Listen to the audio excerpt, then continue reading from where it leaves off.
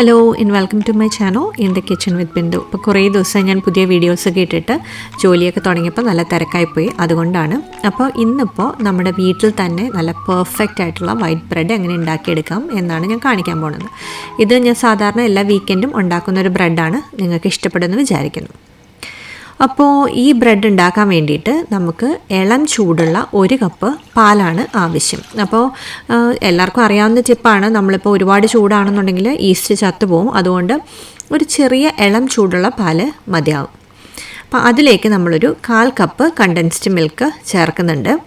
ഇതിപ്പോൾ ഈ condensed milk ചേർത്തു എന്ന് ഓർത്തിട്ട് ഒരുപാട് മധുരമൊന്നും ആയിപ്പോകത്തില്ല, നല്ല പെർഫെക്റ്റ് ആയിരിക്കും ടേസ്റ്റൊക്കെ. അപ്പോൾ അതുകൊണ്ട് നിങ്ങൾ ഇത് ചേർത്ത് തന്നെ ഒന്ന് ട്രൈ ചെയ്ത് നോക്ക് കേട്ടോ. അപ്പോൾ നമ്മൾ കണ്ടൻസ്ഡ് മിൽക്ക് ചേർത്ത് കഴിയുമ്പോഴത്തേക്കും കണ്ടൻസ്ഡ് മിൽക്കിൻ്റെ ഒരു കൺസിസ്റ്റൻസി നിങ്ങൾക്ക് അറിയാമല്ലോ. അപ്പോൾ അത് ഈ പാലുമായിട്ട് നന്നായിട്ടൊന്ന് യോജിപ്പിച്ചെടുക്കണം. അപ്പോൾ ഇതിങ്ങനെ യോജിപ്പിക്കുന്ന കൂട്ടത്തിൽ ഒരു മുട്ട ചേർക്കണം. അപ്പോൾ ആ മുട്ട ഞാൻ പൊട്ടിച്ചൊഴിച്ചിട്ട് അതും കൂടി നമുക്കിത് വിസ്കോണ്ട് വേണമെങ്കിലും നന്നായിട്ട് ഇളക്കാം കേട്ടോ. ഞാനിപ്പോൾ ആ ഒരു സിലിക്കോൺ സ്പാച്ചുല വെച്ചിട്ട് തന്നെയാണ് മിക്സ് ചെയ്യുന്നത്. അപ്പോൾ ആ മുട്ട നന്നായിട്ട് മിക്സായി കഴിയുമ്പോൾ 2 ടേബിൾ സ്പൂൺ പഞ്ചസാര ചേർത്ത് കൊടുക്കണം. അതും ഈ പാലിനകത്ത് നന്നായിട്ട് മിക്സ് ചെയ്ത് റെഡിയാക്കി എടുക്കുമ്പോൾ 1 ടീസ്പൂൺ ഉപ്പ് ചേർക്കാം. അതിലേക്ക് 7 ഗ്രാം, അല്ലെങ്കിൽ ഇവിടെ വരുന്നത് ഇങ്ങനെ പാക്കറ്റിലാണേ, 1 പാക്കറ്റ് ഈസ്റ്റാണ് ചേർത്ത് കൊടുക്കേണ്ടത്. അപ്പോൾ നമ്മൾ ടീസ്പൂൺ കണക്ക് പറയുകയാണെന്നുണ്ടെങ്കിൽ 2.25 ടീസ്പൂണാണ് വേണ്ടത്, അല്ലെങ്കിൽ 7 ഗ്രാം ഈസ്റ്റ്. അത് ചേർത്ത് നന്നായിട്ട് മിക്സ് ചെയ്ത് കഴിഞ്ഞിട്ട്, ഞാനിത് നേരത്തെ തന്നെ ഇടഞ്ഞ് വെച്ചതാണ്, എന്നാലും വീണ്ടും ഒന്നും കൂടി ഇടഞ്ഞാണ് ചേർക്കുന്നത്. 3.25 കപ്പ് മൈദയാണ് ചേർത്ത് കൊടുക്കുന്നത്. അത് കുറേശ്ശെ ചേർത്ത് നമ്മുടെ ഈ മിശ്രിതമായിട്ട് നന്നായിട്ടൊന്ന് യോജിപ്പിച്ചെടുക്കണം. അപ്പോൾ ഈ മാവ് നമ്മൾ കുഴച്ചെടുക്കുമ്പോൾ കുറച്ച് ലൂസ്, അല്ലെങ്കിൽ നമ്മൾ ആദ്യം ഇത് കുഴയ്ക്കാൻ വേണ്ടി തുടങ്ങുമ്പോഴത്തേക്കും ഭയങ്കര സ്റ്റിക്കി ആണെന്ന് നമുക്ക് തോന്നുന്ന രീതിയിലാണ് ഈ മാവ് ഇരിക്കുന്നത്. അപ്പോൾ അതുകൊണ്ട് ഞാൻ കുറച്ച് ആ ഡോവ് ഒന്ന് കുതിർന്ന് കിട്ടാൻ വേണ്ടിയിട്ട് കുറേശ്ശെയാണ് കേട്ടോ ആഡ് ചെയ്ത് കൊടുക്കുന്നത്. 3 പോർഷനായിട്ടാണ് കണ്ടോ ഇപ്പോൾ ആഡ് ചെയ്ത് കൊടുത്തത്. 3.25 കപ്പാണ് മൈദമാവ് ചേർത്ത് കൊടുത്തിരിക്കുന്നത്.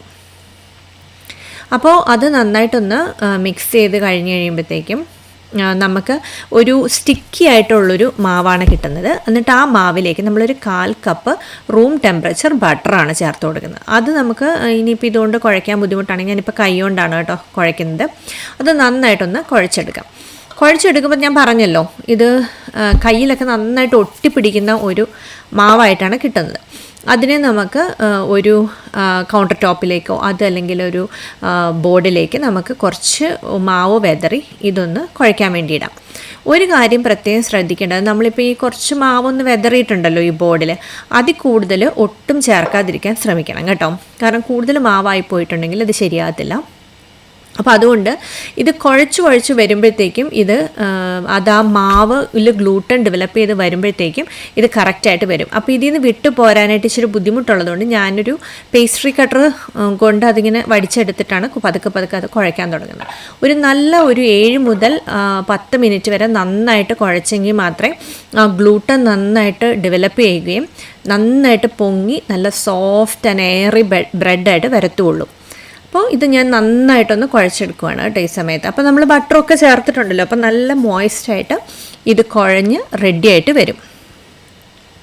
അപ്പോൾ ഒരു 5-10 മിനിറ്റ് നന്നായിട്ട് കുഴച്ച് കഴിയുമ്പോൾ നമുക്ക് തന്നെ അറിയാം ഒട്ടും കയ്യിൽ ഒട്ടിപ്പിടിക്കാത്തൊരു പരുവത്തിലേക്കാവും.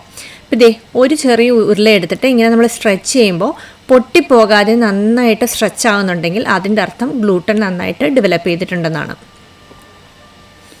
അപ്പോൾ ഇനി ഇത് നന്നായിട്ടൊന്ന് കുഴച്ചെടുത്തിട്ട് നമുക്ക് ഞാൻ നേരത്തെ കുഴച്ച പാനിലേക്ക് തന്നെ കുറച്ച് എണ്ണ തടവി അതിൽ നമുക്ക് അടച്ചു വയ്ക്കാം. എന്നിട്ടൊരു 2 മണിക്കൂർ നേരം ഇത് നല്ല ചൂടുള്ള സ്ഥലത്ത് പൊങ്ങാൻ വേണ്ടി വെക്കണം. ഇപ്പോൾ ഇവിടെ ഭയങ്കര തണുപ്പായതുകൊണ്ട് ഞാനിത് ഓവനകത്ത് ലൈറ്റ് ഇട്ടിട്ടാണ് വെക്കാൻ വേണ്ടി പോകുന്നത്. എന്നിട്ട് അത് ഞാനൊരു തുണിയിട്ട് മൂടി ഈ ചൂട് സ്ഥലത്ത് വെച്ചിട്ടാണ് ഇത്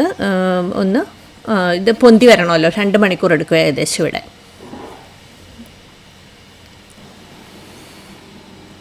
ഇപ്പോൾ ഇതേ 2 മണിക്കൂർ കഴിയുമ്പോൾ ഏകദേശം ഈ മാവ് ഇങ്ങനെയാണ് കണ്ടോ. നന്നായിട്ട് അമർത്തി കൊടുക്കുമ്പോഴത്തേക്കും അതിനകത്തുള്ള എയറൊക്കെ പോയി ഫ്ലാറ്റ് ആവും. നന്നായിട്ട് എയറെല്ലാം കയറിയിട്ടുണ്ട്. നല്ല മാവ് നന്നായിട്ട് റൈസ് ചെയ്ത് റെഡിയായിട്ട് വന്നിട്ടുണ്ട്.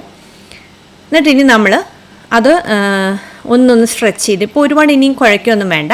അതിൽ നിന്നെടുത്ത് നമ്മൾ ഈ ബോർഡിലേക്ക് മാറ്റിയതിന് ശേഷം ഈ ഡോനെ നമ്മൾ 2ആയിട്ട് ഡിവൈഡ് ചെയ്യാൻ വേണ്ടി പോവാണേ.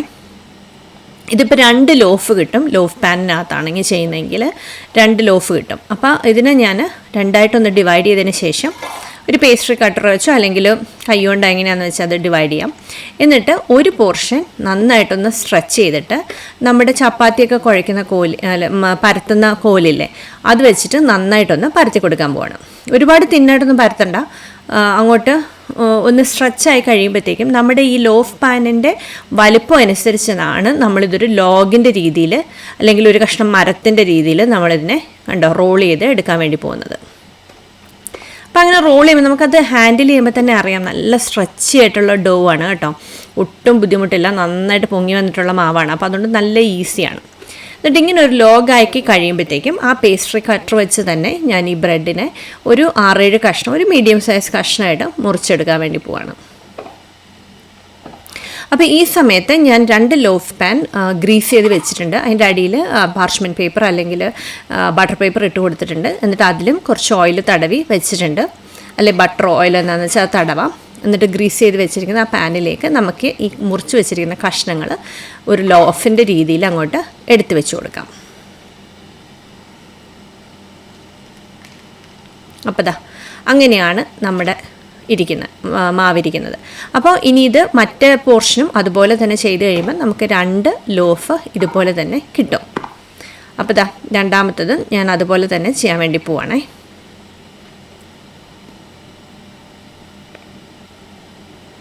ഇപ്പോൾ ദാ അത് സ്ട്രെച്ച് ചെയ്ത് ഞാനത് ഇൻക്ലൂഡ് ചെയ്തില്ല, കാരണം കുറച്ച് ടൈം കൂടുതലെടുക്കുമല്ലോ നിങ്ങളെ കാണിക്കാൻ, അതുകൊണ്ടാണ്. അപ്പോൾ നിങ്ങൾ ഓൾറെഡി കണ്ടല്ലോ ഒരു ലോഫ് എങ്ങനെയാണ് ചെയ്യുന്നത്. അപ്പോൾ ഇത് രണ്ടും 2 പാനിലാക്കി നമ്മൾ റെഡിയാക്കി വെച്ചു. ഇനി ഇത് ഏകദേശം 45 മിനിറ്റ് മുതൽ 1 മണിക്കൂർ കഴിയുമ്പം ഇങ്ങനെ നന്നായിട്ട് പൊങ്ങി റെഡിയായിട്ട് വരും.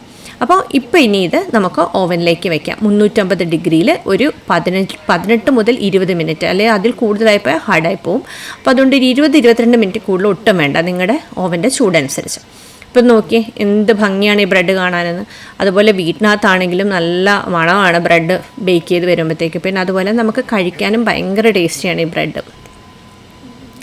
രാവിലെ വെറുതെ ബട്ടറും ജാമുമായിട്ട് കഴിക്കാനും നല്ലതാണ്. അപ്പോൾ ഇതിൻ്റെ പുറത്ത് ഞാനിപ്പോൾ ജസ്റ്റ് ബട്ടറാണ്, മെൽറ്റ് ചെയ്തിട്ടുള്ള ബട്ടറാണ് തടവി കൊടുക്കുന്നത്. ബട്ടറും എന്താ പറയുക കണ്ടൻസ്ഡ് മിൽക്കും വേണമെങ്കിൽ നമുക്ക് ചെയ്യാം. എനിക്കധികം ഷുഗർ വേണ്ടാത്തത് കൊണ്ട് അങ്ങനെ ബട്ടർ മാത്രമാണ് നമ്മൾ തേച്ച് കൊടുക്കുന്നത്. അപ്പോൾ നല്ല സോഫ്റ്റ് ആയിട്ടിരിക്കും.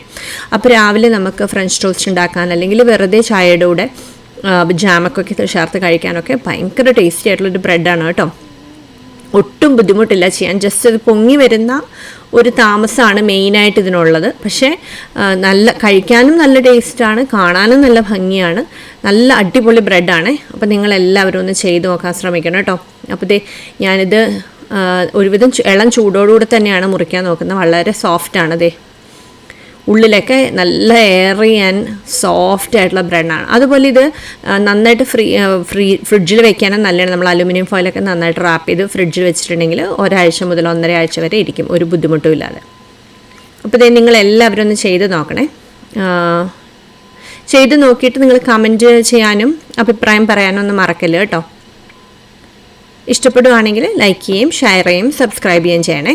അപ്പോൾ ഇനി ഇതുപോലൊരു നല്ല അടിപൊളി വീഡിയോയുമായി കാണും വരെ എല്ലാവർക്കും ബൈ ബൈ.